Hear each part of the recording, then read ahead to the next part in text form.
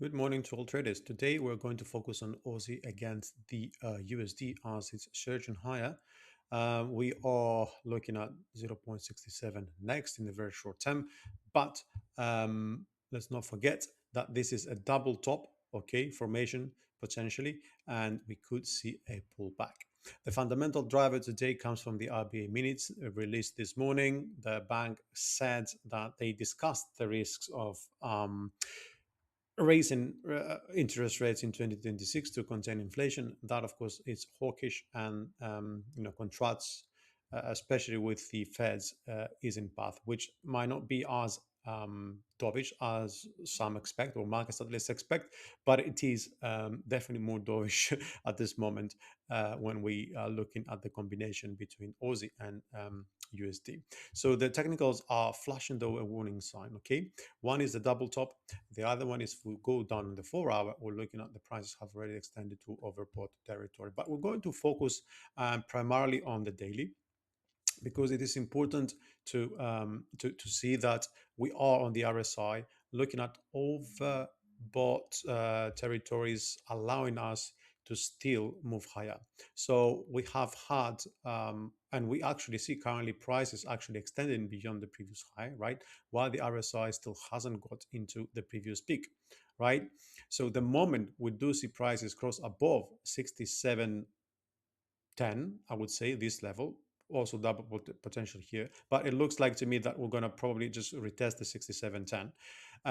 Essentially, we're going to get a new high for 2025. And since it is the 23rd of December, I think we're actually heading for a new high for Aussie against the dollar in 2025. But it is, in my opinion, unlikely to just break out in the first attempt. Okay. So which implies we ought to see some sort of decline right now. Looking at where we could potentially go, right? We use the Fibonacci extension, and above this previous high, we'll look at 67.58. Are we going to go straight there?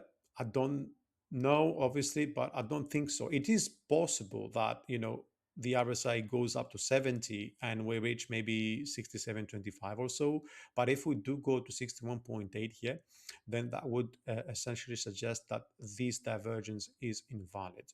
It would also improve and increase the chances of further upside and improve the bullishness of momentum, if that makes sense. However, if we do, of course, decline, because that is also possible, then we will be looking for a pullback um, down to the open, which is 66.50.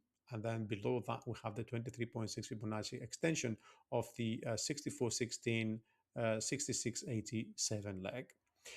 Sometimes, and it is noticed in several occasions, we do see some sort of false break initially, and then we see a 5 leg move to the downside, close to the 38 or 50 or 61.8 with Fibonacci retracement, and from there we should higher. This is something that we could see actually play out. But I do personally think we're going to see this upside continue for a little bit further because, well, we have thin liquidity. These moves can be exaggerated, especially just before Christmas.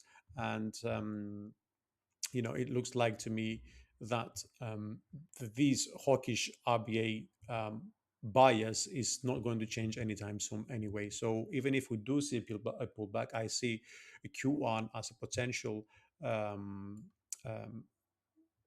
like a bullish quarter, if that makes sense, at least until we see anything, something changing from the two banks, which would essentially take us, above the 61.8 to 68.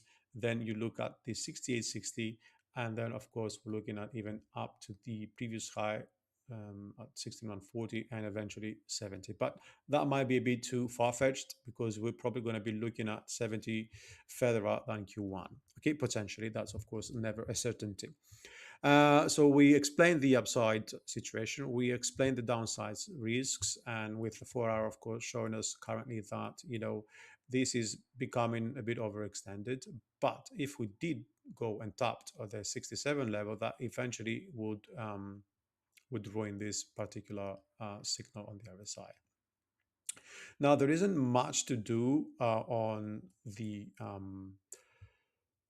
downsides or in terms of adding a channel or something to identify where we might just go next, because this is a very accelerated move, if that makes sense, right? So we could, of course, draw that channel, look at this median rejection over here, which would, if if we did take over that level, then we could essentially continue higher, which would mean that we might not see a pullback in the short term. So we are, of course, cautiously bullish due to the RBA's hawkishness, but we are also wary of the RSI divergence at this strong resistance level.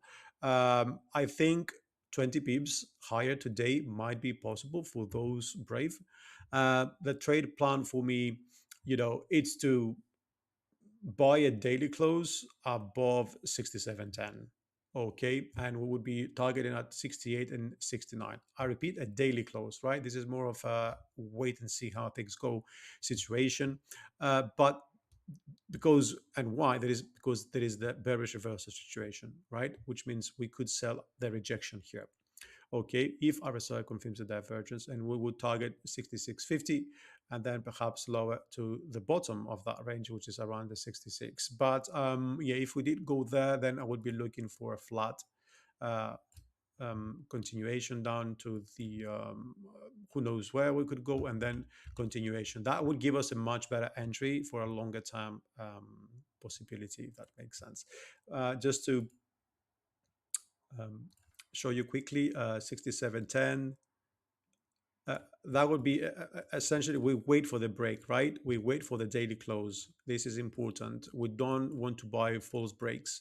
We wait for the break above that. We can put our stop just below the previous low if you want, and we're looking for targeting 68, 69, 70 even in the longer term. So this is more of a swing trade, and has, I think, in my opinion, very good chances of playing out nicely as long as we are careful and we follow the plan. So watch the 67 handle and price action very closely. It's the line in the sand for the rest of 2025 for sure, and perhaps even an indication of what might happen in 2026. Good luck and trade safe.